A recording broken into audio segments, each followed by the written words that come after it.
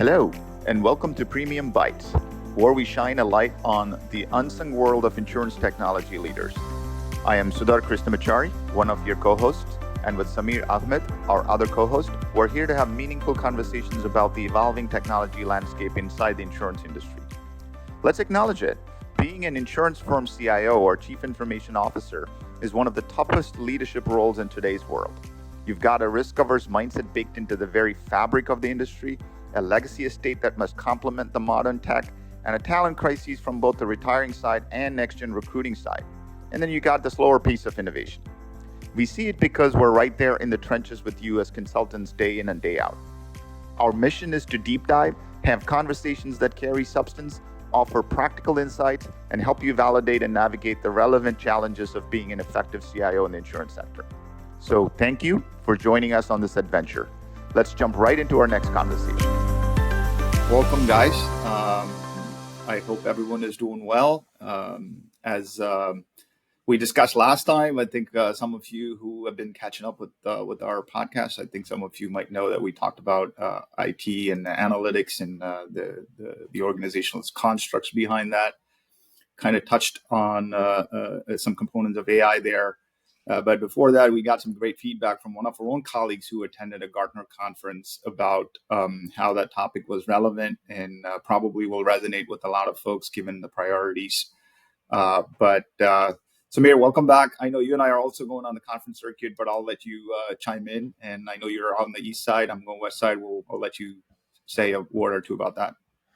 Yeah. So and the spring conference season is in full circuit. I already have one event under my belt from February. I mentioned it last time, but that's right. In earnest, the spring season is just now. We don't count Canada in our accounts. No, just kidding.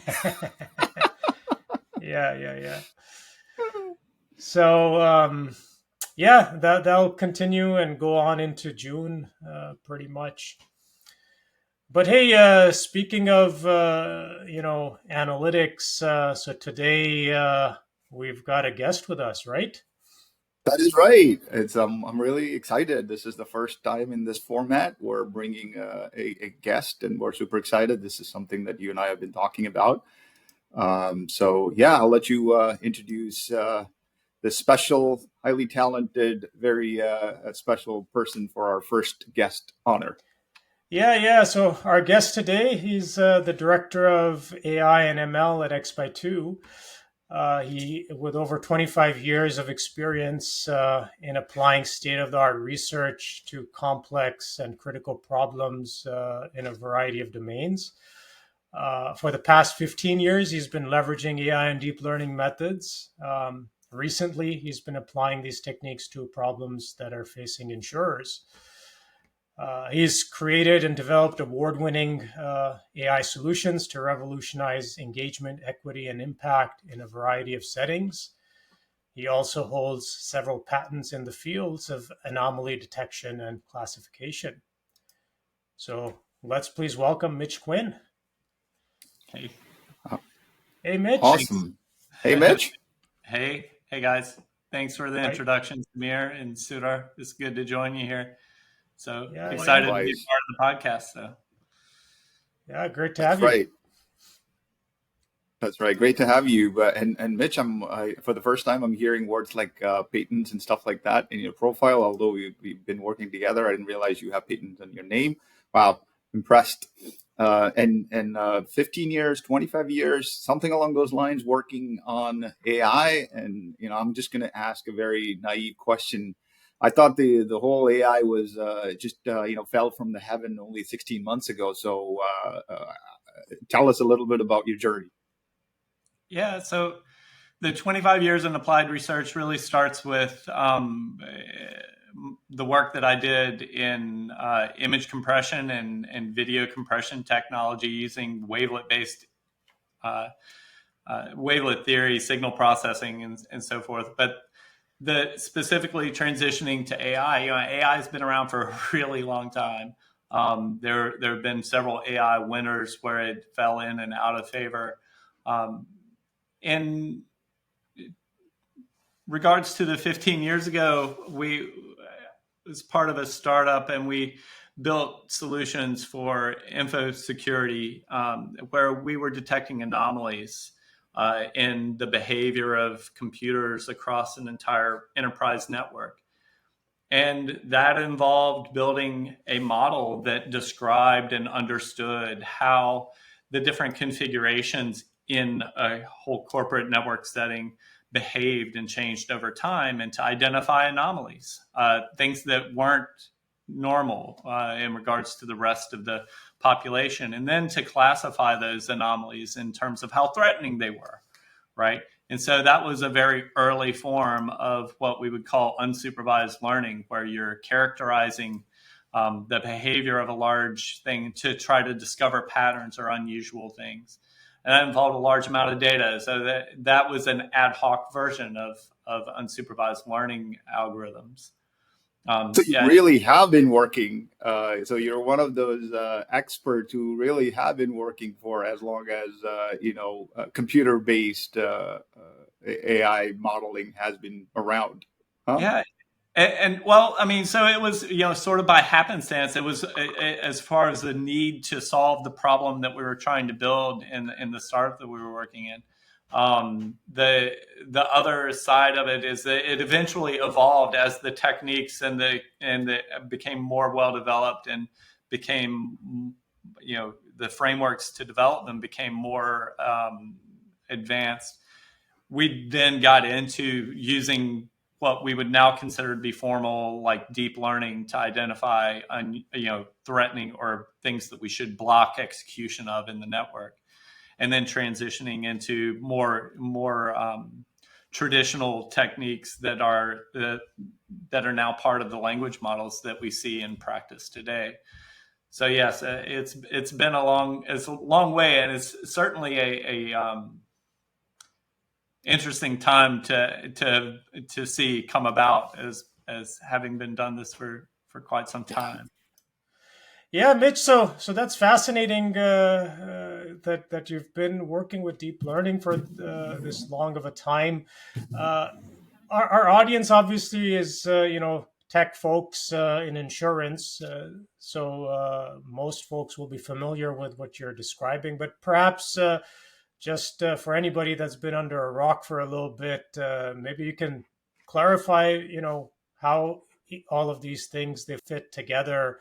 The space of AI, where deep learning fits, where generative AI fits, and what may be of value to insurers.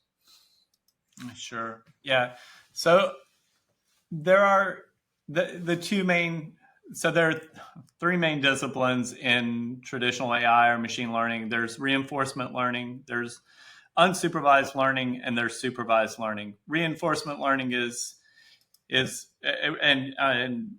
unsupervised learning are really sort of nascent in their applications, and sort of novel in how and the value that they can bring.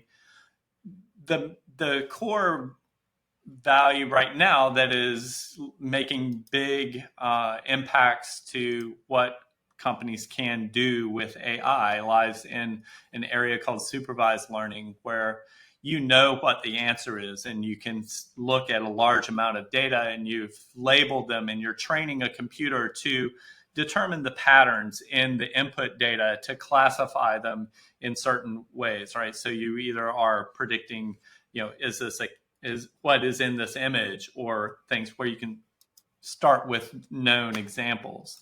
And then new to that is making the biggest impact in the news, or has the highest hype associated with it, of course, is generative AI, where AI systems are trained to predict the next word and then extended to generate text or images, or so on and so forth. And while generative AI is providing some of the most interesting and most newsworthy results today, the area that is still providing the most value to the broadest range of domains is in supervised learning, because we understand how those systems perform and can target them at very specific business problems. No, that's great. Mitch, most of our audiences are, senior technology leaders on the insurance space, and many of them have already started their journey on data and analytics, and to a degree, and a lot of this from a machine learning perspective. From your experience, do you see an evolution of maturity in the insurance and maybe even healthcare space that we all dabble with, is in terms of the data analytics and the supervised learning and the machine learning capabilities? What's your take on that evolution and where we are today? As far as adoption curve, right? So there's it definitely being in healthcare and insurance where the stakes are high and they have some fairly well-established disciplines, and it's very conservative and it's naturally in its approach. There's still a lot to be explored in how those techniques can be brought to bear to make a difference in those domains. So I think it's one of those fortunate situations where the field has progressed significantly and matured significantly. And we understand pretty well how to implement and deliver those solutions. It's just a matter of, this is a well-formed technology, is finding the solutions that can be married with those technologies to deliver like outsized value. So it's an exciting time, and I think one that holds a lot of potential. I think the danger is that we not get distracted in some of the consumer level types of applications. While those generative AI approaches or those solutions have the ability to provide real value at the edges, so to speak, where you're sort of improving the quality of work for a lot of people are able to produce. And many times I don't believe it's going to provide a true, meaningful competitive advantage to areas like insurance, where the real danger is if you overinvest in those applications, then you may underinvest in what I think has the potential to deliver a huge value, which is exploring that opportunity landscape of applying this really mature and well understood techniques to your core business issues. And so I think exploring that is one of the critical things that may be overlooked today. But I think we need to, I think it's a great point. Focus on. Yeah, I think it's probably one of those things that, I mean, we in talking to folks out there, most people are looking at either these consumer level tools, or we mentioned conferences at the top of the show here. There'll be, companies out there with AI products specifically for insurance. So I think these are the two categories. There's also naturally the, roll your own kind of build your own AI model. So perhaps you can give some perspective, Mitch, on, how an insurer should think about each of these three categories: general purpose tools, insurance specific products, and then when you're building your own. All right, sure. So, the way I like to think of it is like how finely tuned do you need the solution to have a big impact, right? If it's generating emails, the whole industry and everybody who writes emails can benefit from that. So that's not necessarily something that it's a tool, right? It's just part. It's like your editing tools, and so while those can help accelerate very generic and not very specific tasks, they are useful, and you should consider how to deploy them safely and effectively, right? When it comes to buying solutions that are already built, right, competitors are also able to buy and build those solutions as well if they're generic enough to your domain, right? So, but it's a little bit more specific, and I think there is a risk of overlooking things that can provide those are sort of table stakes, right, for the domain is to be able to use some of the well-established tools that are widely available for AI and applied to insurance. And then it comes to like the specific examples, the specific ones that are custom to you and your niche or your business, the market that you have carved out. And there's where it becomes really tricky, right? Because you have to think about things such as, can I attract the talent to build, maintain, support, and deliver these? And many times these projects fail. And so the main question becomes, well, how do I approach building these solutions? And how do I make that a competitive advantage for me? The solutions I build that are custom to me or my business, and how can we explore that landscape of what has the potential to make a meaningful change. And do you think insurance companies should invest to build only on that third category? Or I completely get it. The first category, no insurance company should probably think about building that because those are on the edges, very generic, common. But the middle, I'm curious if I think the middle, you have to evaluate, right? You have to have you have to understand and be able to evaluate. There are a lot of vendors out there that make a lot of promises. And so you have to be able to evaluate those vendors well to see if they can bring value, if the cost is worth the value that they provide. And I think that is a critical aspect of deciding whether or not to build versus buy.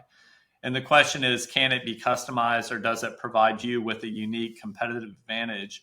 Or is it just merely, or is it something that you have to do in order to stay on par, right? Are you not trying to be competitive, but reaching parity with the other people in the domain who you might be competing with in your market? And then the real building your own, right? I think. Yeah. So I think that's all making a lot of sense. So let's say I'm sold on your advice, and I'm gearing up to do this. In the last episode, Sudhar and I talked a little bit about the evolution of analytics, sort of moving around. We saw it being a function of IT. Then we've seen the emergence of a chief data officer. We've seen emergence of a chief analytics officer. Right. Now with the AI-based solutions, how should if I'm an insurer, right? I think about is this something that is a new toy for IT folks to sort of start playing around with, and then convince their business partners, hey, look what we can do, and maybe you should think about using it? Or maybe a different approach you might suggest. So perhaps some comments on that would help. Yeah. In my mind, I think it depends on how integral these AI solutions are going to be sort of infused into the overall operations of the company. If it is just a tool, then you clearly don't need to have like a lot of, it doesn't need to be an integral part of your company. It's just like, well, we need to adopt this tool or we don't. And that's that. The more integral it becomes, then clearly the more strategic, like fundamentally strategic it becomes as the direction of the company. And then that suggests the need for a higher leadership position that has the experience to avoid some of the pitfalls and everything, and can provide good direction. And whether or not that's a full-time role or not is sort of up for debate or up for discussion. Sometimes that may lie with the CIO or the CTO if they have the competency and experience. Many of them have experience in the past. So they can act as a fractional part of their role, being focused on AI for the full company.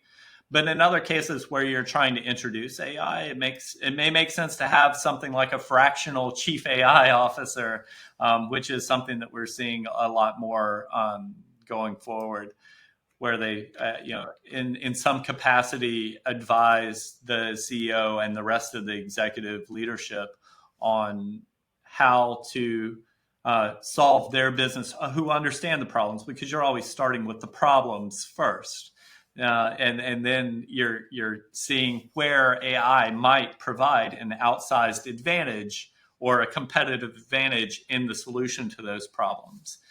And I think that requires an intimate relationship with the executives and the problems that the company as a whole are facing to find how those things match up. So just like every other big technology, now we're now back to this business problems, right? Yeah. So ahead, this fractional AI officer or even full-time AI officer that you are speaking of, maybe you can highlight, what characteristics this individual should typically have.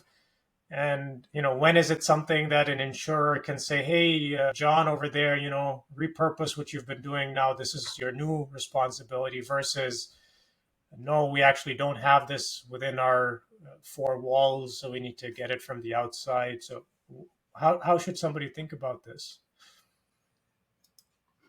Yeah, I think you should always start with the problems first, right? This is AI is really like a fundamental capability that needs to be infused in the DNA, because it's a new way to approach problems.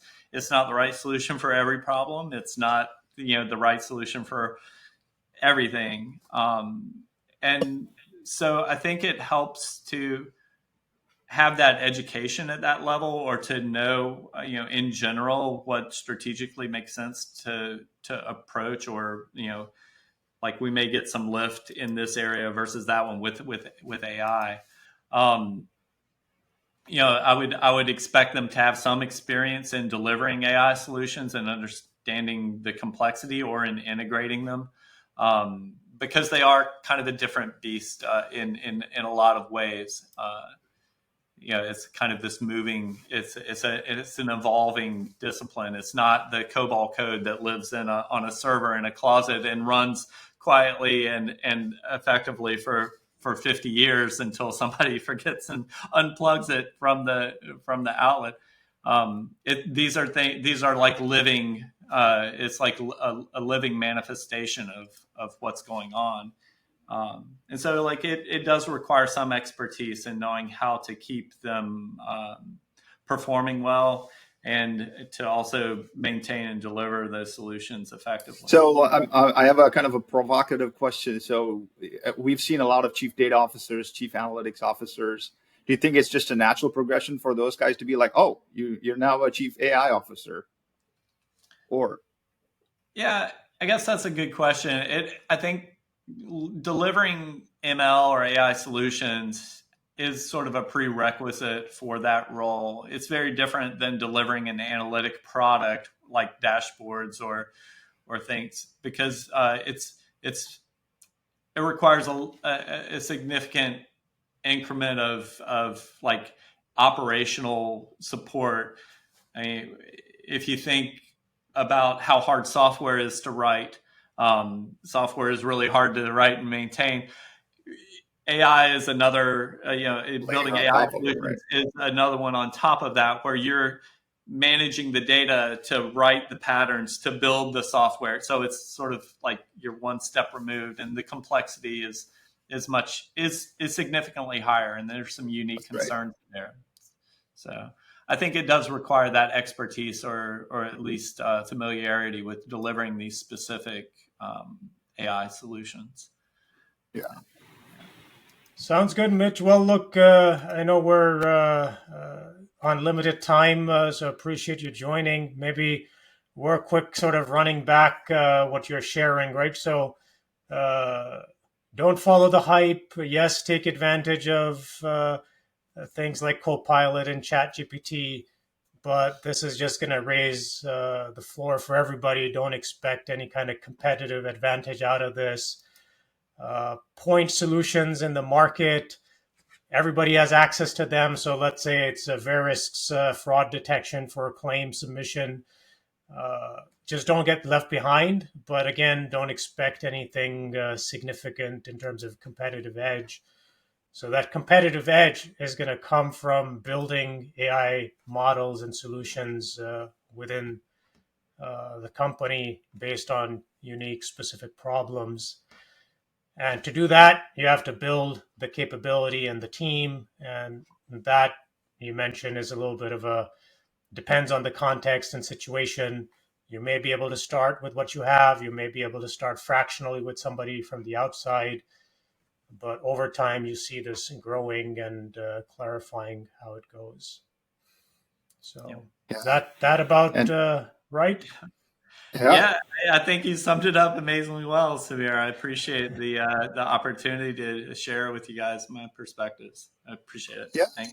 All right. And a lot of our audience, I think, will be curious to perhaps maybe in a future conversation, we'll double click on, what does it mean to run all of this over underwriting or run all of this over a claims or, there are a bunch of potential areas within the insurance domain that are prime for work on data and analytics and machine learning and models, which they have already been doing. But I think, are the newer capabilities adding, a 10x value over this, or is it just a progressive value add over that?